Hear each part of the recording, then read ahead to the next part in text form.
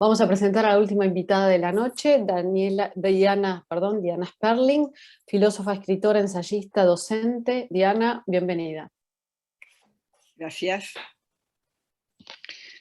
Hay un célebre seminario de Heidegger de mediados del siglo XX titulado ¿Qué significa pensar? Todos los que nos dedicamos a la filosofía o tenemos algo que ver con la filosofía y barrios aledaños, hemos recalado en ese seminario, hemos pasado por ahí para aceptarlo, para discutirlo, para cuestionarlo, para darlo vuelta, para leerlo y releerlo, porque esa es la pregunta, ¿qué significa pensar? Cuando uno lee el libro de Matías, se superpone otra pregunta, ¿qué significa viajar?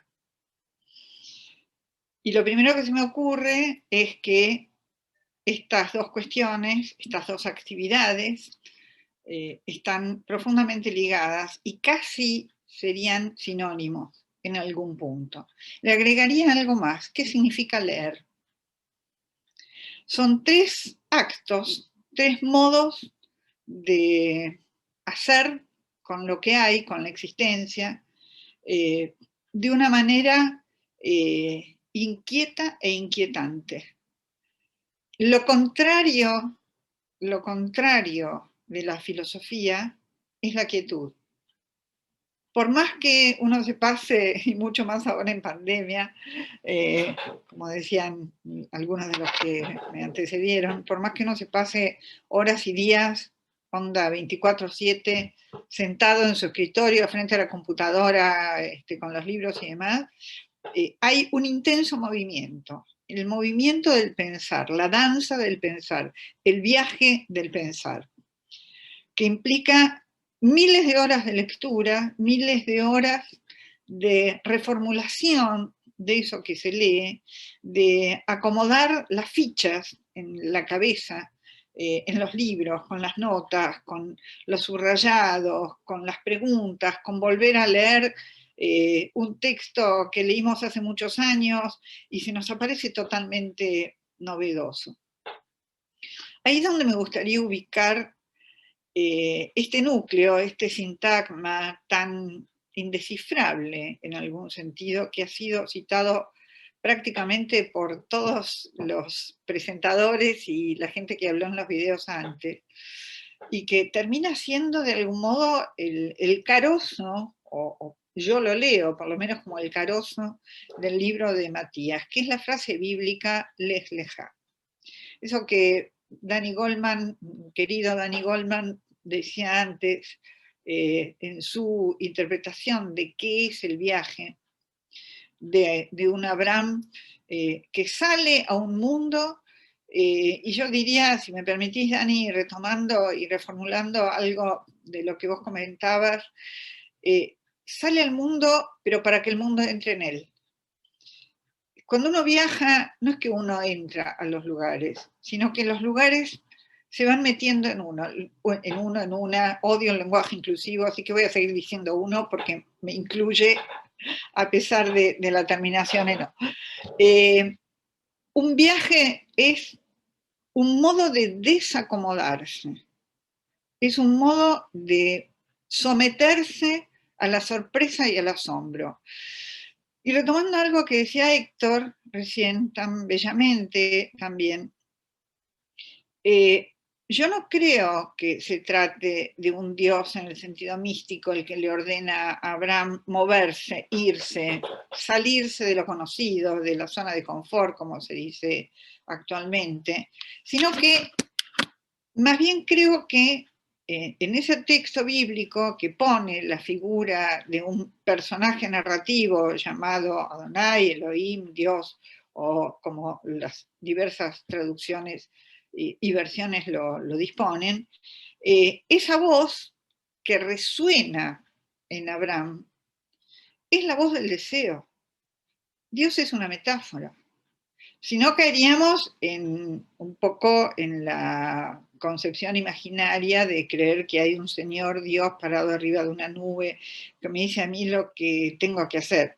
Yo creo que Lech Lecha, que es el mismo que emprendió Matías, y que emprendió Descartes, y que emprendemos todos los que estamos en algún tipo de búsqueda o en algún tipo de intento de escritura, de lectura y de pensamiento.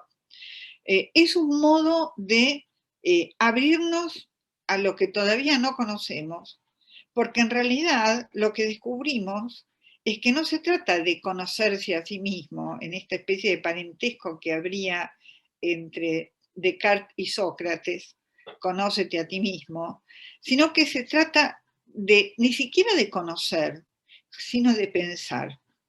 El que puso muy claro los puntos sobre las IE y armó una distinción absolutamente prístina entre pensar y conocer fue Kant. Fue Kant. Se pueden conocer muchas cosas bajo el modo de la ciencia, pensar va por otro camino. El pensar no tiene que ver con el conocer, el pensar tiene que ver con el viajar, es decir, con aquello de lo incognoscible que nos habla, que nos toca, que nos muerde y que nos impulsa al acto. Hay un maravilloso diálogo entre George Steiner y Bután, un pensador católico genial, hace muchos años, en un librito que se llama Antígonas. Bután dice, Pierre Bután en un momento dice, leer es leer de un modo tal que nos implique encontrar modos de actuar. Esto me parece fabuloso. Leer no es un acto meramente receptivo y pasivo. Leer es un acto activo, es decir, un ponerse a bailar y a caminar con esas letras que nos van llevando, igual que las Leslie, por caminos que nos van a mostrar.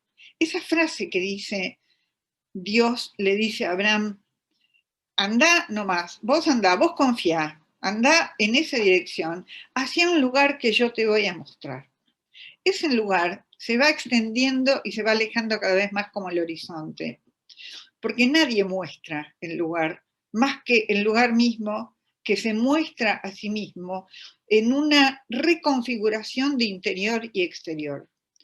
Yo diría, todo viaje que se presenta como exterior es un viaje interior.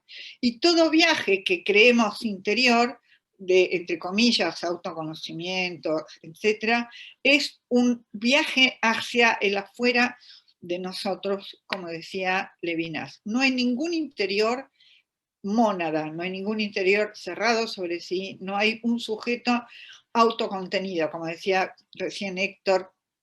El sujeto del psicoanálisis es un sujeto dividido y en esa división el adentro y el afuera están permanentemente reconfigurándose. Yo quisiera leer apenas un párrafo del libro de Matías, estoy en la página 100. Adieu 1610 es el título del parágrafo.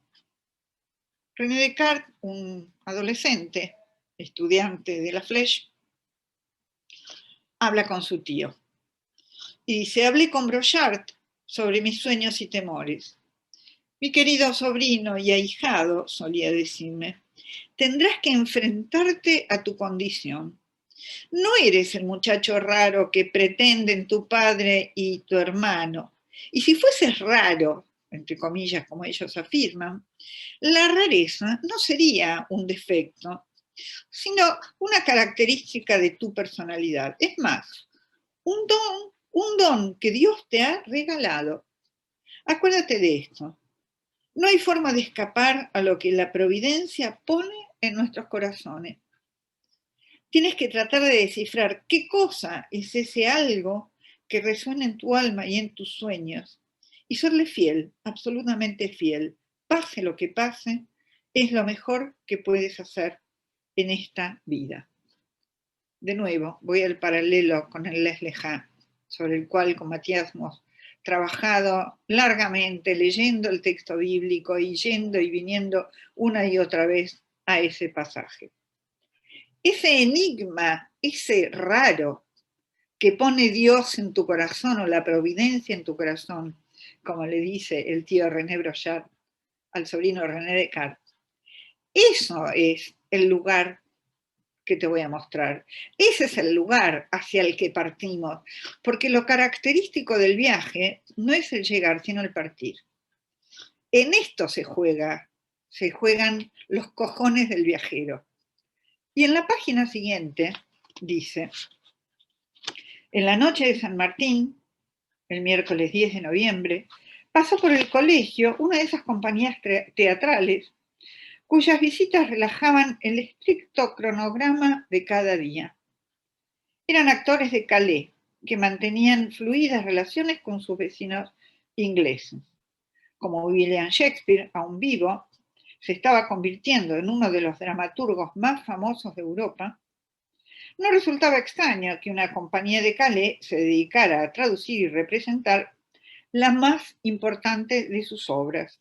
Me refiero a Hamlet, escrita por el autor inglés unos años antes. Con esto quiero hacer un pequeño nudito para ir cerrando y dar lugar a preguntas, intervenciones. Esto ocurre en una noche de 1610. Pocos años antes, 5 años antes y 8 años antes, respectivamente, salen a la luz dos obras fundamentales. Una es Hamlet, que se representa por primera vez en esos primeros años del 1600. Y otra es El Quijote de Cervantes. Son obras contemporáneas. El mito dice que Cervantes y Shakespeare mueren el mismo día, el 23 de abril de 1616. Estamos ahí nomás, en esta fecha, me parece más que oportuno, casual, coincidente o mágico, si se quiere, estar rozando esa fecha. Entonces, yo creo que aquí hay un trío maravilloso que estos tres pensadores configuran: Shakespeare, Cervantes y Descartes, en lo que podríamos muy bien denominar, por lo menos provisoriamente, el nacimiento del sujeto moderno. ¿Qué es el nacimiento del sujeto moderno? Y aquí digo dos palabras que tomo prestadas algunas cuestiones del psicoanálisis, lo mezclo con filosofía, lo mezclo con tragedia, lo mezclo con Torá y con la literatura y con todo lo que ha pasado y pasa por mi vida permanentemente, sin distinción jerárquica. El nacimiento del sujeto moderno es el nacimiento de esa división, como decía Héctor, y de ese plano de interioridad que antes estaba puesta solamente en el afuera. Sí, la reflexión, el ego cogitans, el yo pensante, un yo que se mira a sí mismo pensar, que se percibe a sí mismo en esto que después Kant va a llamar la apercepción. Ese momento en que se incorpora algo de lo que se creía que era el destino, los dioses, el azar, la ananqué, la necesidad, es lo que me comandaba desde afuera y con lo que yo tenía que arreglármelas, pero no estaba involucrado como un sujeto que tomaba una decisión. Digo, esta posibilidad de ver en una interioridad, que no es una interioridad espacial, sino una interioridad de una mirada que se refleja. Esto tiene que ver, creo, con lo que podríamos denominar provisoriamente el nacimiento del sujeto moderno. Hamlet es el personaje teatral que pone en escena, y esto ya nos está diciendo que el sujeto tiene que desarrollarse en una escena, pone en escena la pregunta, ¿qué hago, qué no hago? Tiene que tomar una decisión, tiene que hacerse cargo de un mandato, pero elaborar ese mandato y elegir si hacerlo, o si cumplirlo o no cumplirlo. Cervantes es el que también, igual que Descartes, cuestiona todos los saberes anteriores de un modo paródico y de algún modo se pone en marcha y se pone en viaje para demostrar que esos saberes están perimidos y son obsoletos. Entonces, va cambiando su propio modo de ver el mundo a través de ese viaje. Y este es el otro gran ingrediente de la subjetividad moderna, la incorporación del tiempo.